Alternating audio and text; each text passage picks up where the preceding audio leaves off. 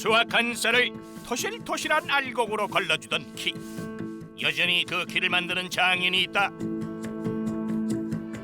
79이니까 60년 됐네요.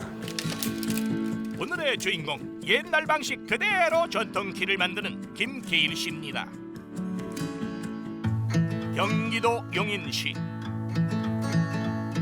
현재 보기 드문 키를 수제로 제작하는 그에겐 단골이 끊어지지 않는다.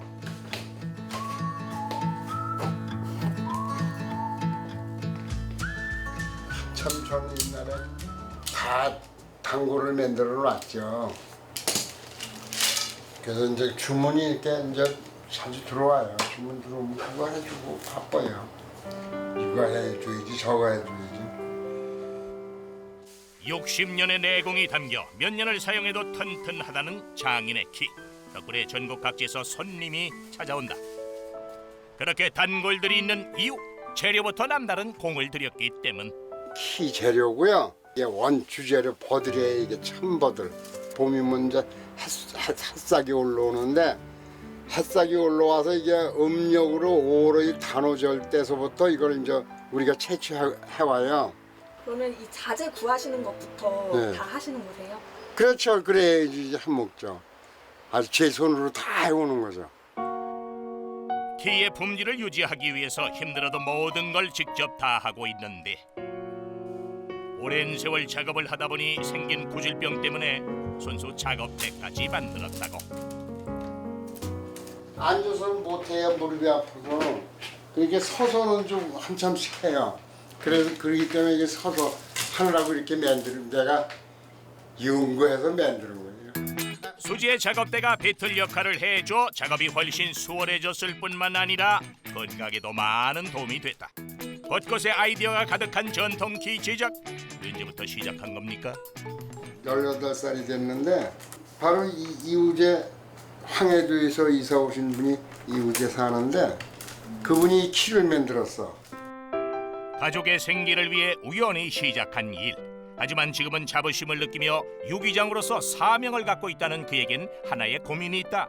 기술을 아낌없이 물려주고 싶지만 현실적으로 어려운 상황이라는 것. 제자 없습니다. 배우겠다는 사람들도 한 2사람 왔다 갔는데 이거 참 그 가르치기가 그래요. 예를 들어 이제 키를 배우잖아요. 그러면 키 몇 개를 버려야 돼. 그냥 배우는 과정에서. 그런데 그거를 누가 또 감당할 거야. 그래서 이거는 내가 이 쏜 놈은 내 대에서 이제 이 키고 저 동고리, 떡동고리, 고리 다 이제 끝나는 거예요. 이제. 전통은 끊어지는 거예요. 이제 거기서. 아쉬운 마음이 크지만 그렇다고 강요할 수는 없는 일. 그러니 혼자서라도 명맥을 지키기 위해 불철주야 노력한다는 그. 하나 들고 내리고 하나 들고 내리고. 한 번 손을 움직일 때마다 빠른 속도로 정확하게 엮어나가는 키. 그럼에도 기본 3시간은 걸리는 고된 작업이다. 드디어 완성된 60년의 내공이 담긴 키. 실을 적당히 당겨줘야 이렇게 팽팽해지거든. 실이 조금만 늦춰도 안 되고.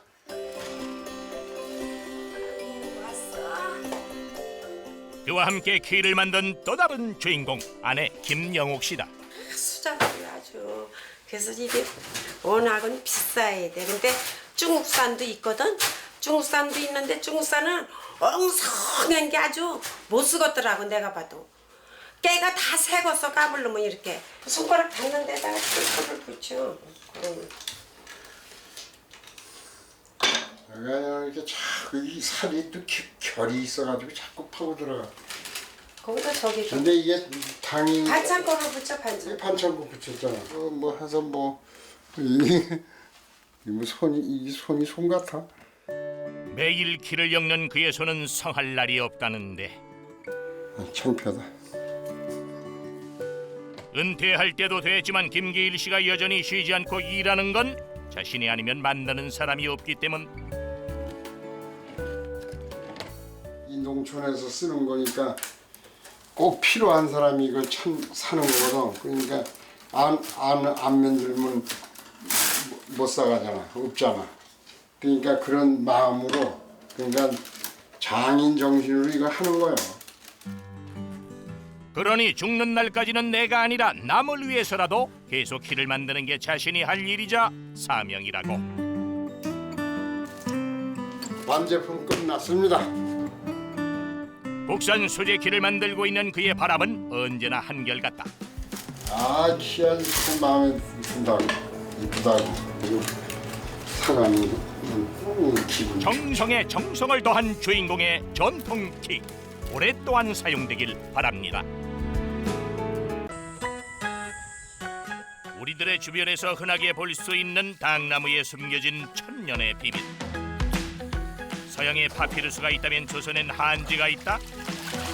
더욱 아름답고 더욱 멋지게 4대를 이어온 황금손이 일구어낸 웰컴 투 한지월드. 23년 정도 같이 했고요. 지금부터 6년 정도는 저 혼자 했어요. 현대적인 감각으로 한지를 재해석하는 무형문화재 한지장 장성우 씨입니다. 경기도 가평에 위치한 작은 공방. 장성우 씨의 하루는 공방 근처 밭에서 당나무의 상태를 살펴보는 것으로 시작한다. 좋은 한지를 만들기 위해서는 좋은 당나무가 필수. 이 껍질에 섬유가 굉장히 많아요. 섬유질이 풍부한 당나무를 직접 수확해 손질. 이후 쪄내고 난 뒤 껍질만 분리해 보관한다는 장성우 씨. 양이 허블나게 많구만요. 예? 1년 좀 넘게 쓸 수 있는 양이에요. 기계의 힘을 빌리지 않고 전통 방식대로 만들고 있는 한지. 덕분에 만들 때마다 손이 많이 가기로 이미 소문이 자자하다. 이렇게 거칠거칠하잖아요. 이 상태에서는 종이를 못 뜨거든요. 그러니까 이거를 굉장히 입자가 최소 단위로 만들기 위해서는 두들길 수밖에 없어요. 지금 여기 최소 입자 있잖아요. 그런 것처럼 쫙 풀어야 됩니다.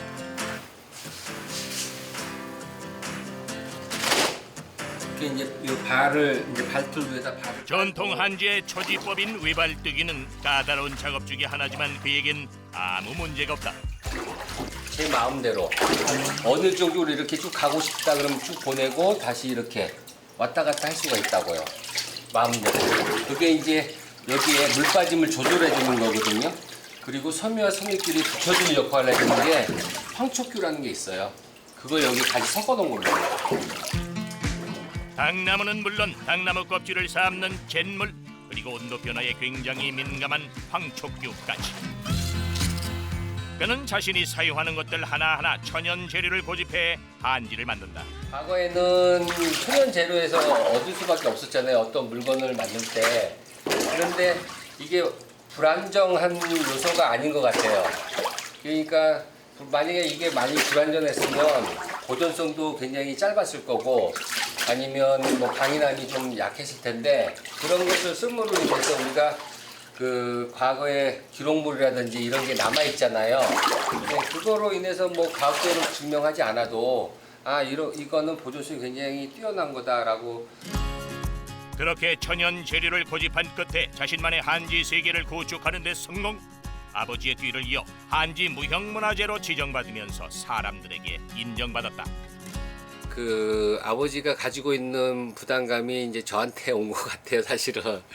그게 이제 또 한편으로는 부담감이 되게 커요. 자부심도 있지만 부담감이 왜 크냐면 저는 아버지 거를 받았잖아요. 근데 또 다음 세대에다 전해줘야 되는, 저 혼자서 열심히 한다고 해서 되는 것도 아니고 좀 인정받는 건 또 칭찬받는 거잖아요. 그게 사람이 칭찬받으면 춤을 추게 되더라고요, 정말로. 그래서 조금 어렵더라도 그러니까는 이런 일하는 것은 힘든 건데 이거로 계기로 해서 좀 힘들더라도 더 전진할 수 있을 것 같아요. 감각의 압력으로 때려서 표면을 다듬는 거거든요. 젊은 시절엔 한지를 만드는 게 너무 힘들어 아버지 몰래 가출했던 적도 있었다는 장성우 씨. 하지만 매번 돌아갈 수밖에 없었던 건 한지만의 독특한 매력 때문이었다. 한 한지라는 것은 어떤 사람들 그 마음을 담는 그릇이라고 생각을 해요.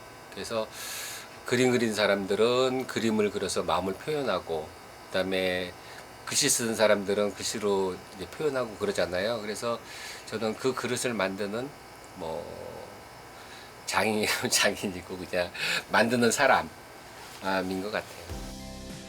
그러니 많은 이들이 알아주고 또 사용해줬으면 하는 바람으로 해외에서도 널리 한지의 우수성과 아름다움을 알리기 위해 작품 전시회를 열었다는 장성우 씨.